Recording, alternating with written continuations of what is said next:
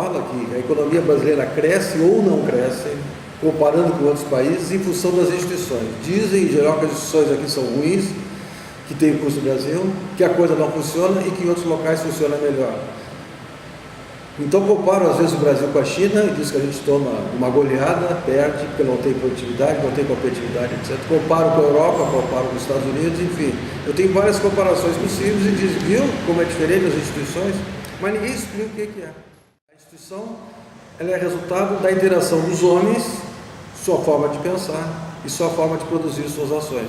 Então, é um padrão de ação coletiva da humanidade, que é produzido ao longo do processo histórico. Isso é uma instituição. Isso é um padrão de comportamento. Numa visão de um autor antigo, chamado Thorstein Veblen, que a gente vai discutir um pouquinho depois, quer dizer, instituição é a forma de pensar dos homens, que é uma definição extremamente curiosa. Tem gente que diz que isso é não teoria, é uma fuga da teoria para tentar explicar a instituição, mas eu acho que é um conceito, do ponto de vista teórico, extremamente rico, do ponto de vista analítico, metodológico, um conceito fértil, que permite que eu entenda por que os homens produzem o ambiente no qual eles vivem, geram seus empregos, se empregam, trabalham, enfim, as condições de vida das pessoas é resultado desse ambiente social. E esse ambiente social é formado pelos indivíduos e suas instituições. É isso que seria, digamos assim, um recado, um ponto de vista bem genérico, na abordagem institucionalista.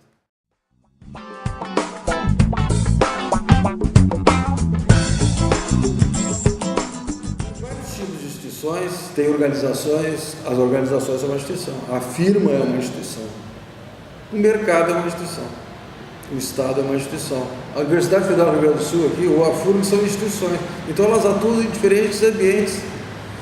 Mas eu acho que o conceito central do Veblen é que a instituição, ela é o que é porque ela é resultado da ação dos homens no sentido de construir aquelas formas de pensamento.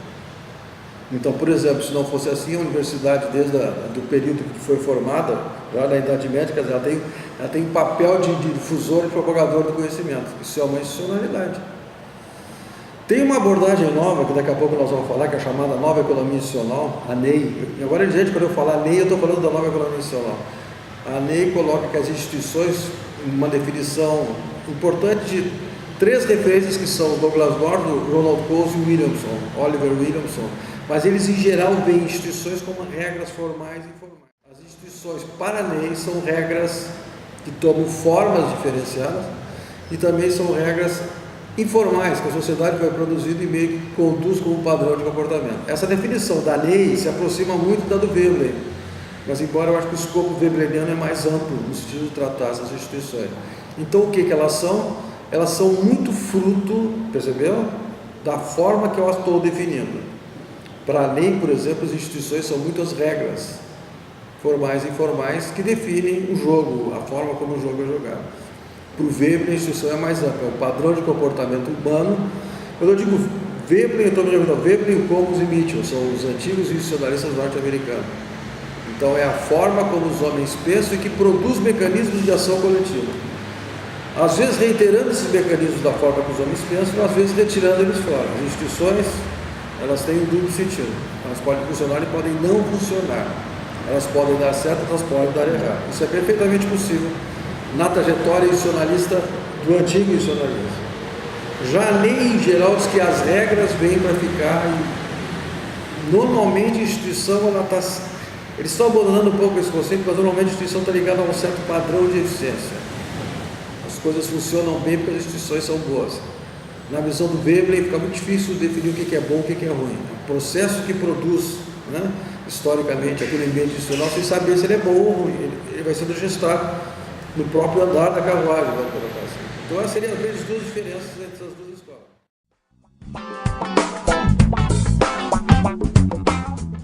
São novas porque eles não querem ser a velha. Por isso que eles repudiam todo e qualquer vínculo, normalmente, com a velha, com exceção de um autor, o John Commons, que o pessoal da NEI gosta muito. Eles gostam do Commons, mas não gostam do Veblen. Então, normalmente, ela é chamada de nova para dizer, essa tua pergunta é importante, a velha economia institucional tem uma noção tão ampla de instituição que falta-lhes uma teoria. Isso aí que diz a NEI. Eu não acho que falta, nós vamos discutir por que não falta. Eu acho que não falta. Acho que eles têm todos os elementos para compor uma teoria. Só que agora que ela está sendo definida, essa agenda está tomando forma, eu diria, nos tempos contemporâneos, especificamente dos anos 2000 para cá, ou mais especificamente de 1990 para cá. E a Ney tem uma presunção de achar que as instituições, ou a sua abordagem, ao centrar nas regras e num conceito que eles produziram, que aliás é extremamente importante, o conceito de custo-transação, eu teria um arcabouço institucionalista até herdado do velho, mas com uma teoria. O legado antigo não tem teoria nenhuma, a não ser o amontoado de descrição empírica e descrição histórica sem uma teoria para lhe dar fluidez. Caberia a Ney fazer isso aí, por isso que essa diferença. Eles fazem questão de se descolar do velho. Por isso que tem um novo institucionalismo ou nova economia institucional. Esse novo, na visão deles, não tem nada a ver com o old institutional economics. A Ney tem a pretensão de arranjar teoricamente todo esse instrumental analítico do Weber, embora eu não concorde com isso. Eu acho que eles têm uma teoria muito interessante, mas também não acho que não tinha nada na versão weberiana.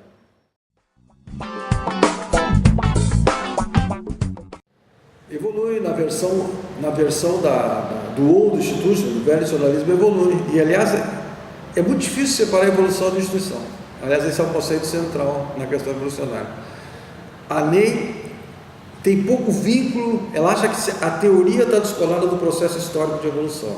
O old institution, o velho, aproxima a teoria evolucionária do ambiente institucional.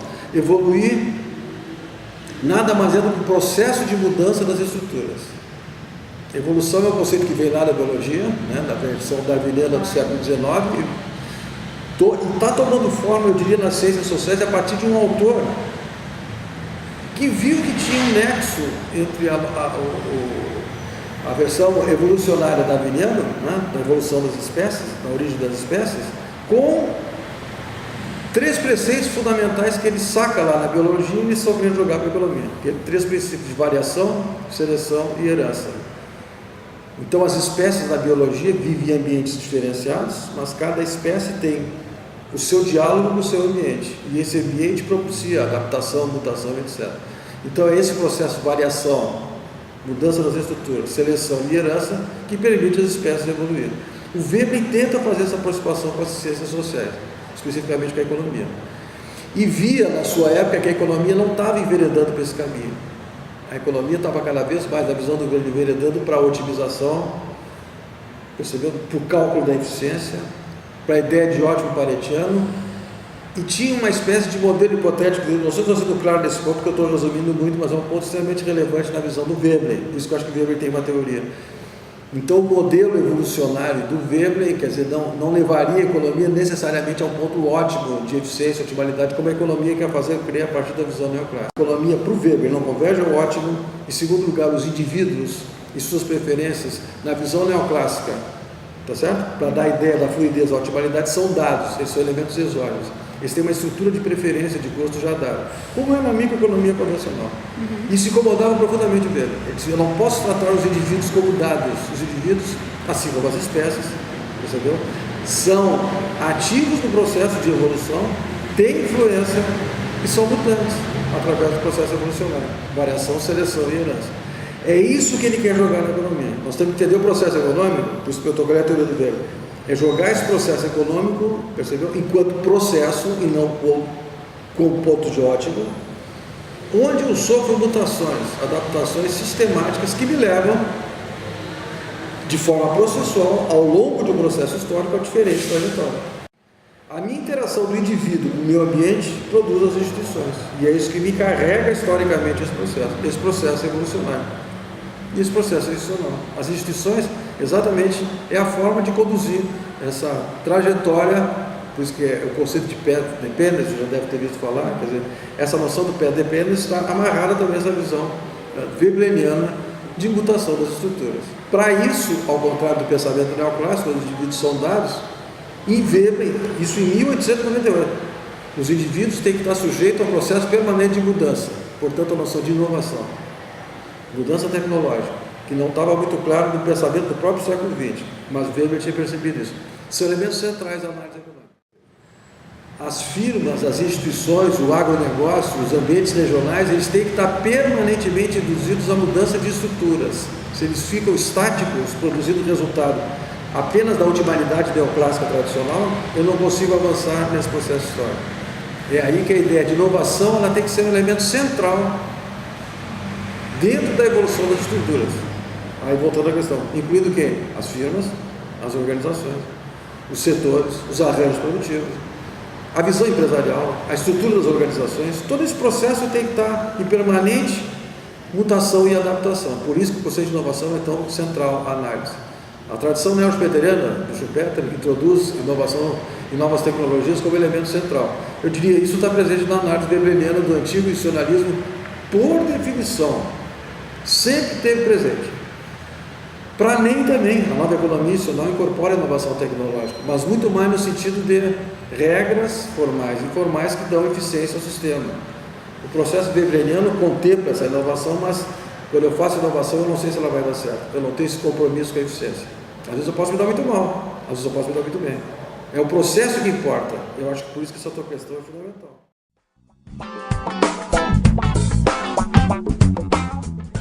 Porque ele lida exatamente com essas dimensões analíticas que a análise convencional, por tratar a tecnologia, os indivíduos como os dados, não consegue contemplar. Não sei se percebeu, são diferenças metodológicas fundamentais e cada vez nós estamos, parece que nos encaminhando para a compreensão dessa agenda do Veblen, que é muito ampla, muito rica e ficou muito isolada ao longo do tempo.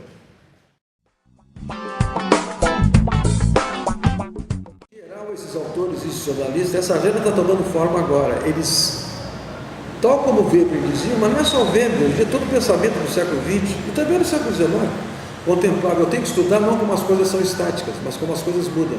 A forma da mudança define o rumo das estruturas. É por isso que esse conceito de instituição criadora é tão importante. É o conceito do Schumpeter. Schumpeter é o economista austríaco que teve influência em todo mundo nos anos 40, contemporâneo do Keynes. Depois ele vai para os Estados Unidos, enfim. Mas ele, ao escrever seu desenvolvimento econômico, ele tem claramente essa noção que são as tecnologias que fomentam o processo de desenvolvimento econômico, através de desafios. Aliás, parece que o pessoal está falando do Brasil hoje, tem vendo Schumpeter nesse sentido, quer dizer, as mudanças, os desafios surgem nos ambientes de crise. Daí surge esse conceito que fala, não, agora todo mundo sai falando, destruição criadora. É do Schumpeter. Ele faz isso para entender o processo de desenvolvimento econômico. Eu avanço por ondas, no processo de criação em cima das estruturas que foram reformuladas. Essa ideia é bem evolucionária. Evolução é isso. Evolução não é melhorar, evolução é mudar. Ponto 1. Para Ney, no geral, sugere-se a ideia de que a evolução, em sendo produto de regras, essas regras conduziriam a um aprimoramento institucional, que eu tenho as minhas dúvidas de como é que nós vamos saber se é melhor ou não ao longo do processo histórico. Nesse ponto eu sou muito mais Weber do que propriamente a Ney, embora acho que os dois, né, se articulam nessa composição. E o que seriam inovações institucionais? Bom, separando, de um lado, para as estruturas mudarem, na minha visão, ou na visão desses autores, as estruturas só se modificam através de duas vertentes, ou da tecnológica ou da institucional. Se eu invento uma nova tecnologia, agora está se falando das nanotecnologias ou da biotecnologia, eu vou construir todo um entorno de inovação, de pesquisa, de laboratório, de gestão nas firmas, de incorporação e difusão desse processo, que cria um outro ambiente social, eu diria, mas que nada mais é do que reflete do ambiente institucional. Quando a nova tecnologia está colada com as instituições, na visão neo-schumpeteriana tem um novo paradigma, que é o conceito que se usa toda hora também. Tudo é novo paradigma. Qualquer mudança que se tem até no celular é um novo paradigma. Esse conceito vem dos neo-schumpeterianos. E vem por causa exatamente desse nexo, que a tecnologia e as inovações têm que ser incorporadas no processo de concepção do avanço da economia. A economia é muito mais do que a política econômica, pegando apenas o exemplo do Levy. O ministro, no caso aqui, falando do seu ajuste fiscal, é o ajuste fiscal e a forma como ele é entendido pelos indivíduos que vão produzir instituições para funcionar de acordo com esse ambiente. Essa interação é permanente na economia. Então, para a economia avançar estruturalmente, eu tenho que ter dois movimentos, da tecnologia e das instituições. As inovações institucionais são isso, são mudanças na forma institucional de organizar a sociedade. Qual ela? Todas elas em conjunto. No padrão de comportamento dos indivíduos. Se eu quiser especificar um pouco mais, pode dizer, se as organizações são as instituições, quando muda o paradigma, as organizações têm que se adaptar. Então elas vão criar novas rotinas, vão criar novos ambientes do processo de trabalho, assim como foi com o Fordismo dos anos 30, na cadeia automática de produção. Isso é uma inovação tecnológica, mas ligada ao ambiente institucional. Toda a ideia de Fordismo e novas relações de trabalho veio disso aí, desse ambiente tecnológico que deu forma ao chamado crescimento pós-guerra. E nós estamos vivendo um processo de tensas transformações, eu diria, estruturais, tanto no sentido tecnológico quanto no sentido institucional. Para mim, a crise presente hoje no Brasil, que aliás não é só no Brasil, é reflexo de uma mudança que está em curso em todo o mundo. Nós temos que nos adaptar a essa mudança, senão nós vamos literalmente perder passo. Exatamente porque aparentemente a gente pensa que a instituição é apenas um conceito ligado à organização ou à firma ou algo mais específico, e eu diria que ela é o próprio estudo da economia. Ela se mexe com uma nova concepção de economia, o institucionalismo especificamente, enquanto linha de pesquisa, que lida com essas magnitudes que nós estamos falando, com a ideia de evolução, com a ideia de mutação das estruturas e com um ambiente social que é permanentemente sacudido pelas instituições. Não é algo previsível, é algo extremamente complexo. A evolução se dá em processos complexos, como é o processo, né, na ciência econômica, e caberia, me parece, a essa agenda de pesquisa explicar o rumo que as instituições estão dando a todas essas trajetórias que estão se construindo. Portanto, as trajetórias são construídas pelos homens, e os equívocos das trajetórias também são construídos pelos homens. E a necessidade de arrumar também deve ser feita pelos homens. Isso no homem. O ser humano, com seus erros, suas especificidades, suas idiosincrasias, ele tem que estar inserido no processo de avanço econômico. Eu acho que caberia ao economista, ao intelectual, ao pesquisador, etc., explicar em que sentido essas mutações estão apontando, que eu acho que já é um desafio bastante grande, porque o que eu posso afirmar é que tem uma agenda bastante definida avançando nesse caminho, que eu acho muito interessante, quer dizer, quem estuda essa área.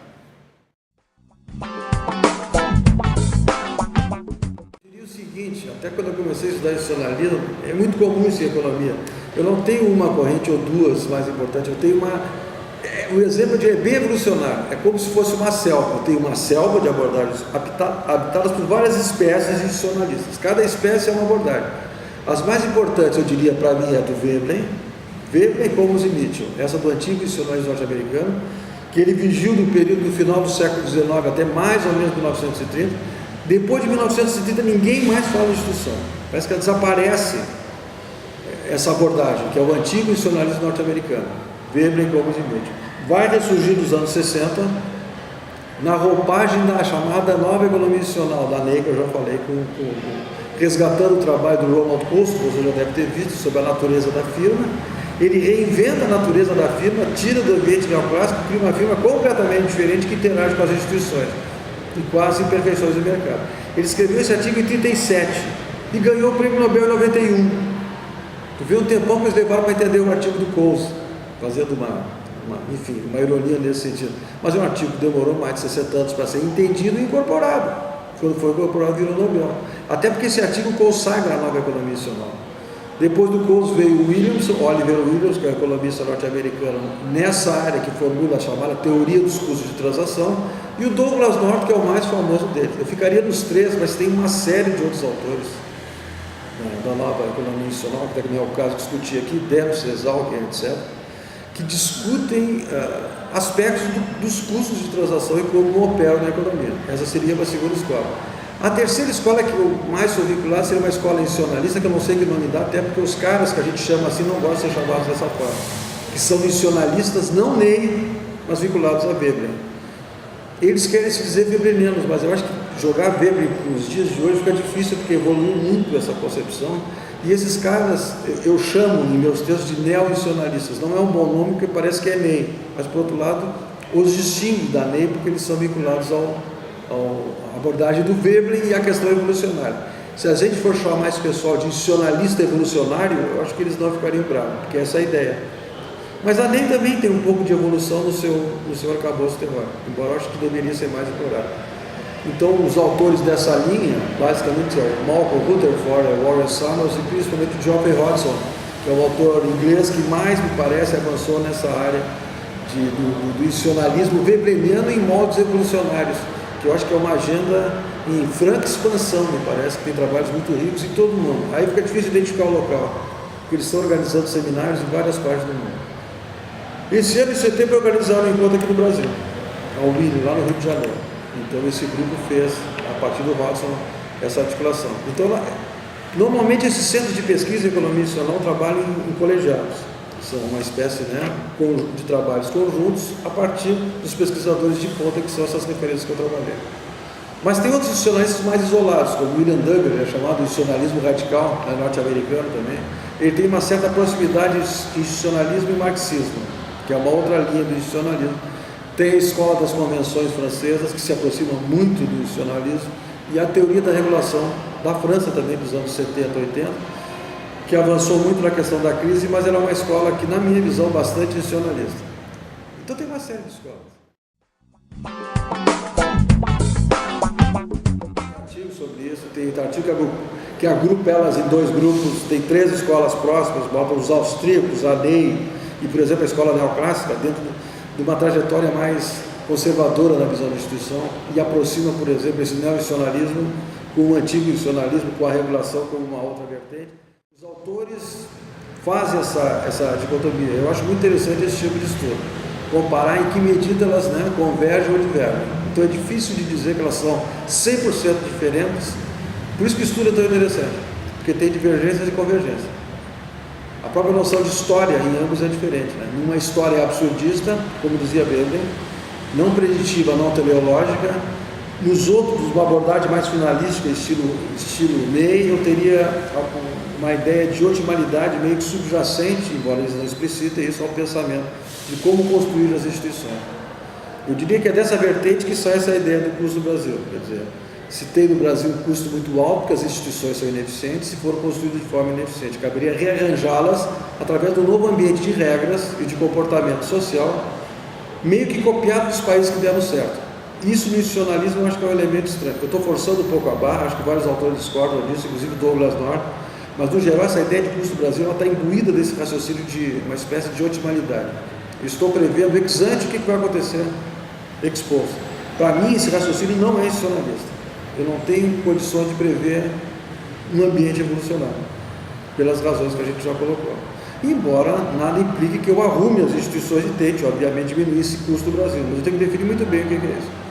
Então eu tenho que ter bastante clareza, né, na definição do que não funciona bem no Brasil, o que pode ser arranjado e o que, digamos assim, pode garantir eficiência, que eu tenho uma certa dúvida. Agora, o certo é que a gente tem que avançar na questão da competitividade e da produtividade. E mais, nós somos fruto do nosso processo histórico. Nós temos vários desvios na visão Ney, que são oriundos de padrões de conduta equivocados que veio lá desde o escravismo. Então, acho que o nosso elemento de formação histórica, tá certo? Como diziam vários autores, inclusive o Raimundo Faura, essa ideia do patrimonialismo imbuído na cultura, na lógica, na decisão empresarial, é um elemento muito forte da nossa raiz, eu diria, de ineficiência. E outra coisa é a aversão à tecnologia. O Brasil é um país que, embora no discurso dissemine, eu tenho um certo bloqueio à incorporação das novas tecnologias e da inovação tecnológica. Então isso eu acho muito da cultura empresarial brasileira, que tem que passar, não é uma questão de regra nem de instituição, é uma questão de comportamento, de habituação na linguagem do rei, de um hábito empresarial que está muito enraizado aqui.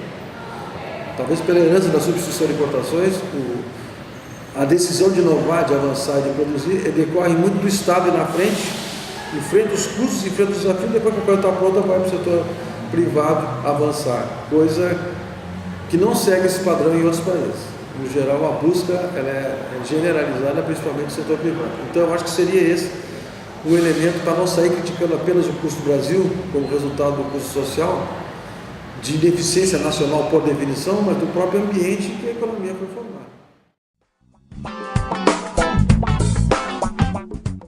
Eu acho o seguinte, isso é bem fruto da formação histórica. Aí você coloca o ponto de economia brasileira, né? Porque o Brasil de 30 a 80 ele foi regido pelo processo chamado substituição de importações, que é o processo sem a qual nós não teríamos o padrão industrial que nós temos hoje. Ele agoniza nos anos 80 e, segundo vários autores, ele não funciona mais. Nós estamos construindo uma outra coisa.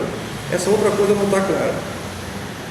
É aí que se diz que o Brasil, me parece, está meio que sem referência. É um processo de destruição criadora, onde eu estou muito mais destruindo as instituições do que criando uma novidade. Agora, o ponto importante é o seguinte: eu tenho que ter avanços na questão da produtividade industrial, por isso que se fala tanto em desindustrialização, porque parece que o país está caminhando no retrocesso. Eu acho que não está caminhando no retrocesso, mas acho que as instituições têm que ser modernizadas. Então, a questão da produtividade é uma questão central. A questão do padrão de competitividade da firma para competir com os outros países é outra. Nós ficamos muito à margem desse processo, a gente tem que se avançar a partir de uma reinserção externa, buscando esses dois elementos, e eu acho para mim que para fazer isso não tem alternativa senão avançar no rumo dos paradigmas tecnológicos lá dos neopreterianos.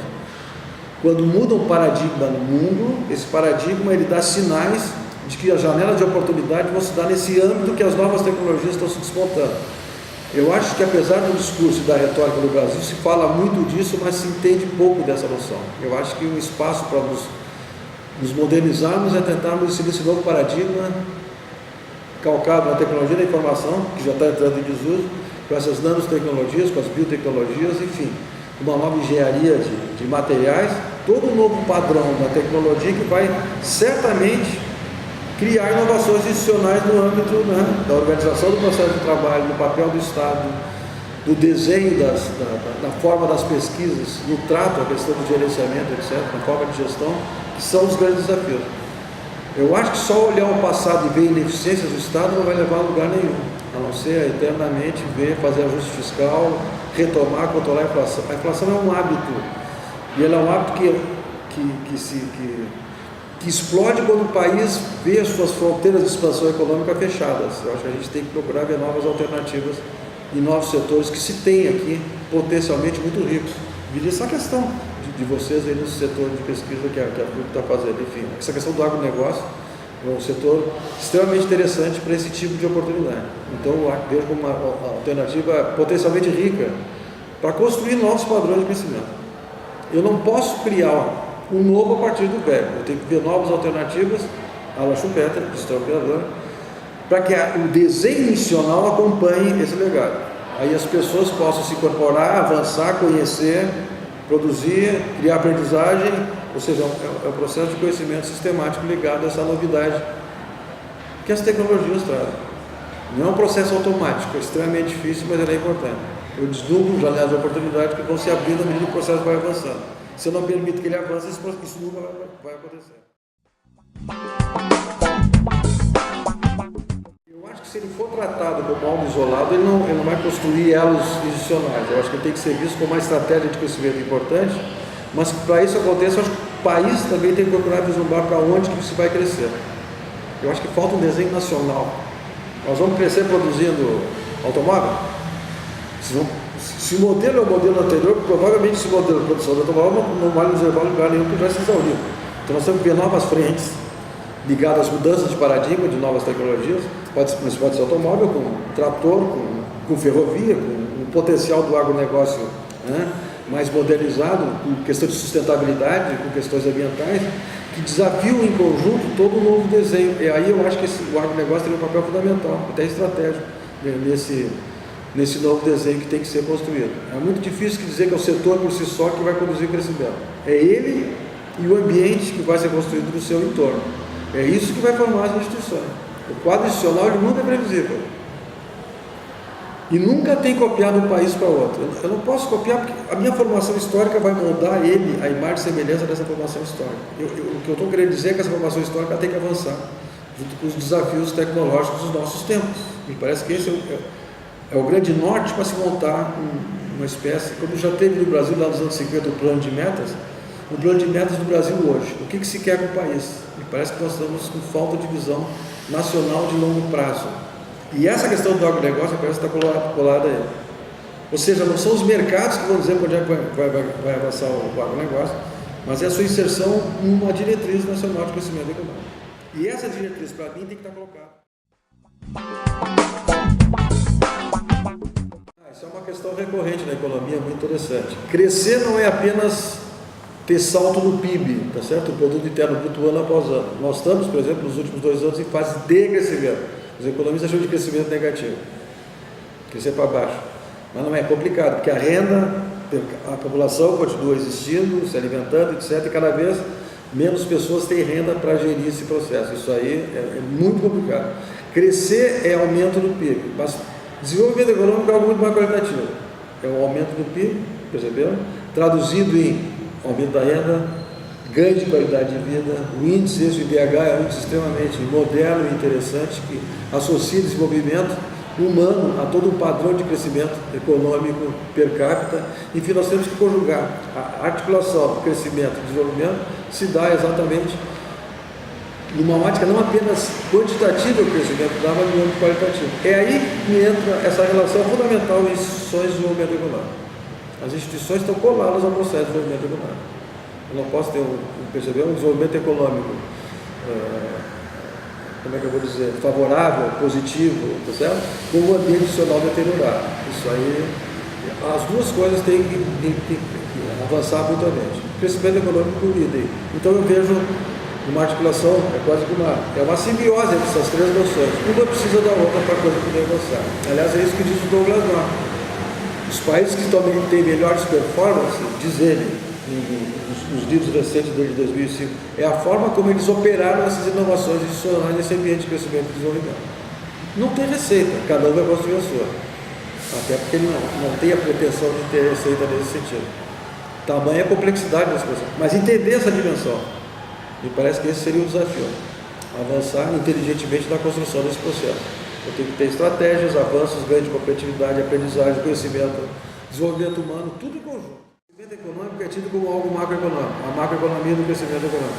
Eu quero colocar isso aí, pegando essa visão do Weber e também dos neopedeiros, que o crescimento é muito mais uma questão da micro do que da macro. Quer dizer, não basta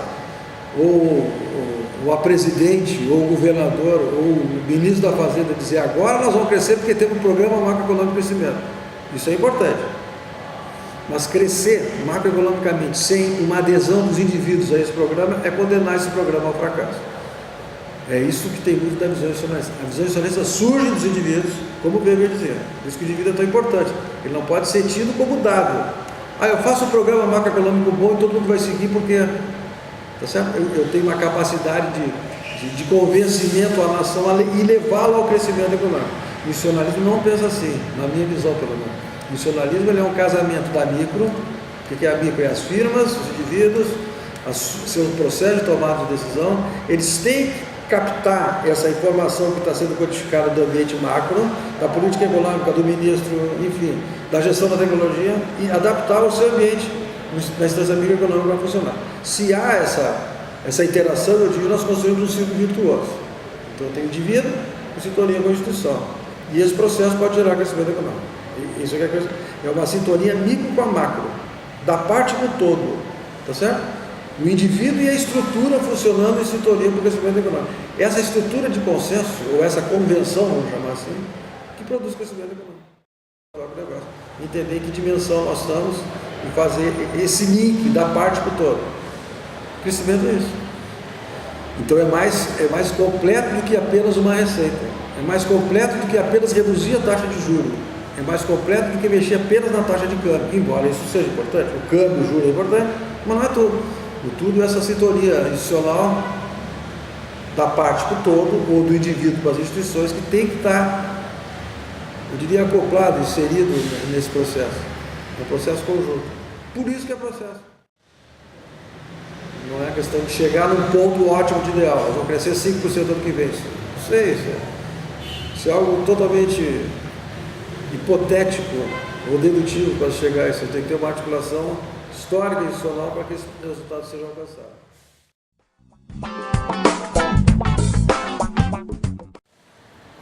Eu não consigo entender também, pela mesma forma, um processo de crescimento num país sem ter instituições, porque são elas, perceberam, que asseguram esse padrão de crescimento. É muito difícil entender um processo de crescimento econômico que surge do nada e que gera crescimentos positivos da renda, no bem-estar das pessoas, na produção da indústria, na produção do agronegócio, tá? Sem ter o sustentáculo por trás. Isso não é crescimento econômico, ele viria ao acaso.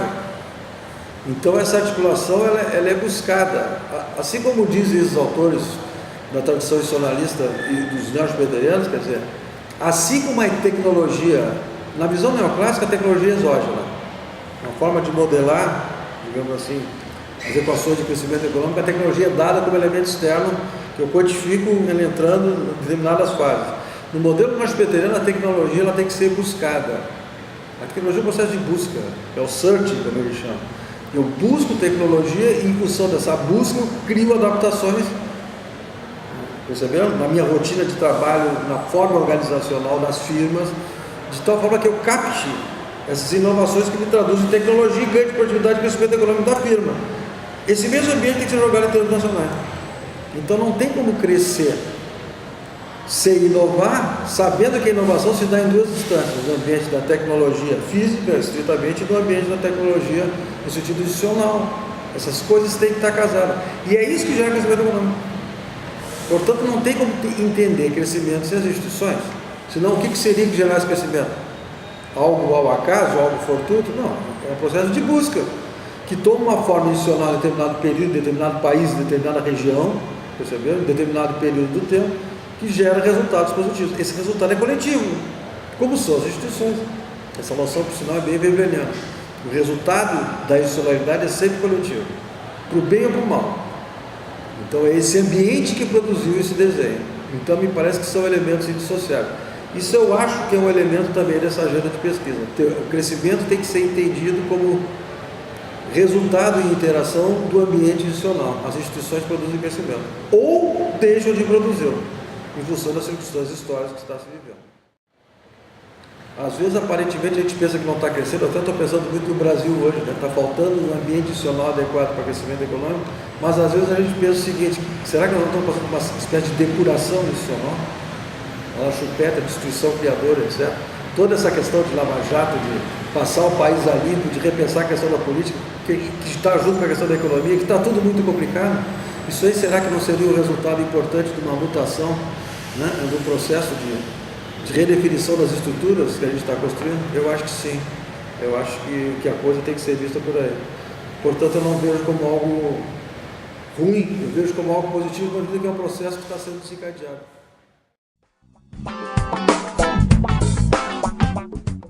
Esse conceito é interessante, veio também no Douglas North, essa ideia de instituição formal, né, e instituição informal. As formais, em geral, são aquelas regras já estabelecidas, jurídicas, que eu tenho estruturas de punishment, etc., de fazer as pessoas cumprir as leis ou criar. Esse regramento institucional é chamado de instituições formais. São as instituições do aparelho de Estado, as instituições do regime jurídico. Essa área se vincula muito a essa questão que está em economia, esse campo, que é muito interessante também de pensar, que é law and economics, quer dizer, economia e direito. É uma vinculação muito próxima, mas eu diria, mas não é só isso. Eu acho que nós vezes tem também a ideia da cultura, dos costumes, desse padrão de comportamento, que, como Weber diz, isso é uma instituição. Weber ia menos da questão da regra de ordenamento jurídico e mais da questão dos padrões de comportamento. É aí que entram as chamadas regras informais, que o Douglas North também contempla. Essas regras informais seriam regras não, eu diria, não explícitas, não um regramento por códigos, padrões de conduta, etc., mas que a sociedade cria através dos costumes, da cultura, da tradição, da família, etc. A família é uma instituição, a própria linguagem, isso seria essas regras ou restrições informais que asseguram esse comportamento. Eu não separaria assim informais e informais como a lei separa, até porque ela atua muito mais no campo da formalidade do que propriamente nesse desenho institucional, no sentido de minimizar custos de transação, do que propriamente na versão do Weber, que atua mais no ambiente dos padrões de comportamento que geram, né, um ambiente de interação desse padrão de comportamento.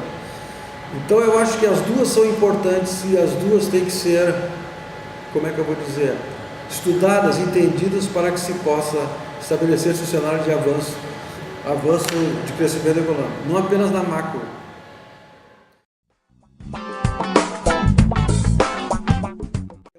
Em economia se fazer previsão, e eu tenho medo de arriscar previsões nesse sentido, porque dada a complexidade do processo que a gente está vivendo, em qualquer país, em qualquer circunstância, em qualquer tempo histórico, a questão da previsibilidade lida com a complexidade desse objeto da economia. E me parece que a economia institucional capta essa dimensão da complexidade e da dificuldade de se fazer previsões, mas eu acho que procura enxergar numa trajetória de processo onde as coisas têm que avançar, os desafios são enormes, gigantescos, mas cada ambiente vai produzir com a sua inteligência, com a sua cultura, com o seu povo, com o seu governo, etc., ambientes capazes de superar essas dificuldades. Eu acho que o Brasil está passando por dificuldades enormes, mas me parece que esse arsenal teórico de ter destituição nessa dimensão analítica vê também possibilidades de se sair da crise.